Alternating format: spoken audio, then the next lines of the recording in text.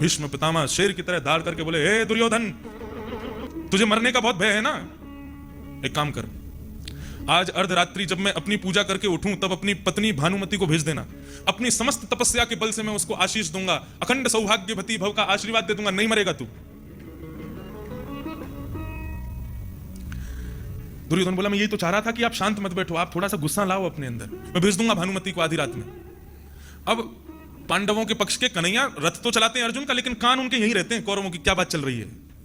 उन्होंने सुन लिया, बोले, अरे भानुमति को कहीं आशीर्वाद मिल गया आज तो भीष्म पितामह का आशीर्वाद है, एक ब्रह्मचारी का आशीर्वाद है, फिर मैं भगवान होकर के भी दुर्योधन को नहीं मार पाऊंगा, मरवा पाऊंगा।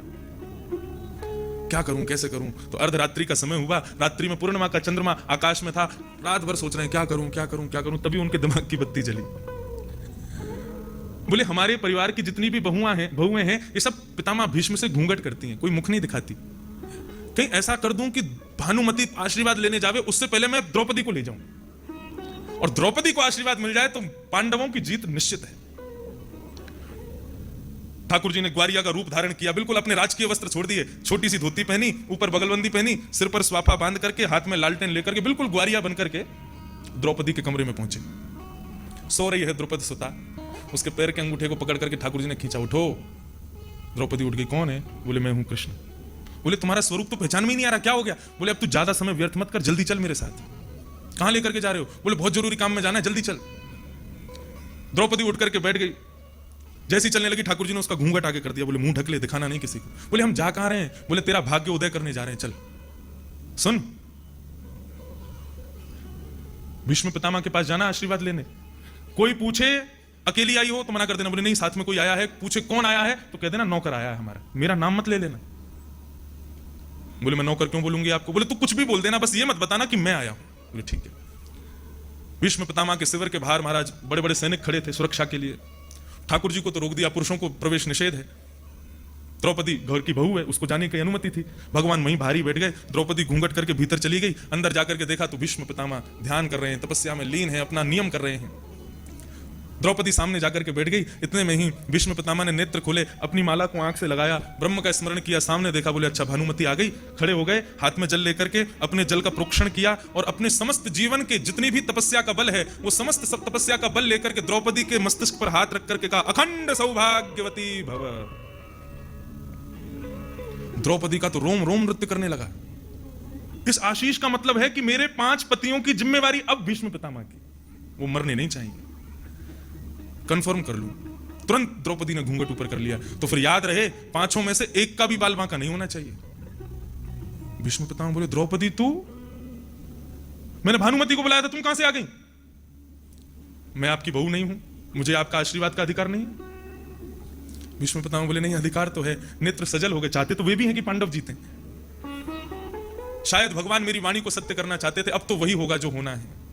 लेकिन तुरंत भीष्म पितामह ने अपनी आंखों का रंग बदला, चेहरे का ढंग बदला और रौद्र रूप में बोले, द्रौपदी इतनी रात को तू मेरे पास कैसे आई?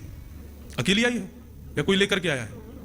अब तो द्रौपदी घबरा गई, नहीं नहीं नहीं, मैं तो अकेली आई हूं, लेकिन साथ में आया है, लेकिन वैसे अकेली हूं। वैसे तो आया है साथ में, लेकिन वैसे अकेली हूं। बोले, क्या बोल रही है, कौन आया है? गोपाल भैया आया है। कौन गोपाल भैया? दूधिया का बेटा है, हमारी गौशाला में गैया का दूध निकालने आता है। मेरा कोई भाई नहीं तो मैंने उसी को राखी बांधी। अच्छा, इतनी रात को भीष्म पितामह के पास लाने वाला कोई साधारण तो नहीं हो सकता। चल मुझे दिखा कौन है गोपाल भैया। आप तो द्रौपदी पैर पकड़े, आप बाहर मत चलो, उसको लगे कृष्ण ने मना किया तो मुझे मत मिलवा देना। द्रौपदी बोली, नहीं मुझे मिलना है। भीष्म पितामह बोले, मुझे मिलना है। बाहर आए शिविर से निकल करके सिंह की तरह गर्जना करते हुए बोले, कहां है गोपाल भैया? भगवान को 2 पटक तो वहीं लग गई।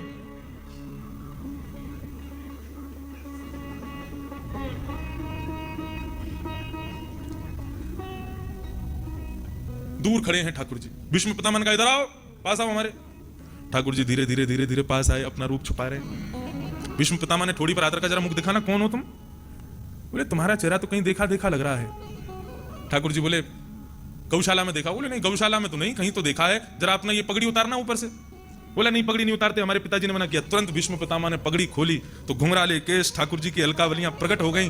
पूर्णिमा की चंद्रमा की किरणें खुद को रोक नहीं पाई, ठाकुर जी के अंग से स्पर्श करके उनकी ललित त्रिभंगी छटा प्रकट हो गई भीष्म पितामह के सामने। भीष्म पितामह के नेत्र सजल हो गए ठाकुर जी को देख के। मरकट बंधु, कपटी, छलिया, ये सारी तेरी लीला चल रही है यहां पर। तुझे किसने बताया कि मैं भानुमति को आशीर्वाद देने वाला हूं? भगवान बोले हम तो भगवान हैं, बचपन से भगवान है, हमें सब पता रहता है कौन क्या करने वाला है। अच्छा, कल से महाभारत का नेतृत्व मैं करूंगा और देखता हूं तू कैसे बचाता है पांडवों को। प्रातःकाल सूर्य उदय हुआ, भगवान ने रातों वोट डांटा द्रौपदी को, बोले अब देखियो जो काम धीरे धीरे हो रहा था अब वो कितनी तीव्र गति से होगा। अब भीष्म पितामह ने कमान संभाली है महाभारत युद्ध की। वो महाभारत हराने के लिए नहीं, उनकी प्रतिज्ञा उनको याद आ रही है। बोले इसके हाथ में शस्त्र दिलवाना है मुझे।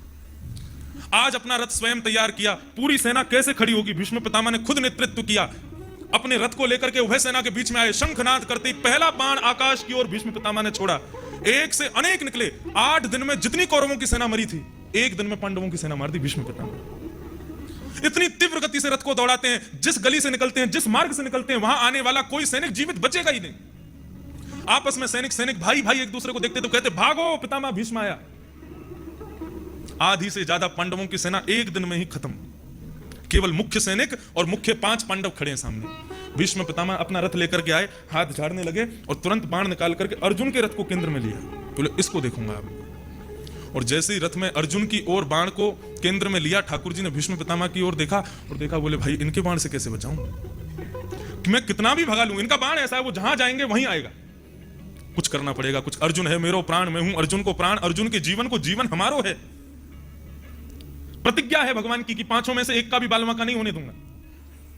भीष्म पितामह के रौद्र रूप को देख करके ठाकुर जी रुक नहीं पाए, ढूंढने लगे क्या करूं क्या करूं। तभी टूटा हुआ रथ का चक्का पड़ा था। ठाकुर जी देख रहे हैं भीष्म पितामह की ओर, तुरंत रथ से कूदे, दौड़ करके गए, रथ का चक्का उठाने लगे। 2 बार तो हाथ में केवल मिट्टी आई, तीसरे प्रयास में रथ का चक्का हाथ में आया। रथांग पाणे बनकर के जिस प्रकार शेर झपटता है एक हाथी के ऊपर, उसी प्रकार द्वारिकाधीश झपटे हैं भीष्म पितामह के ऊपर।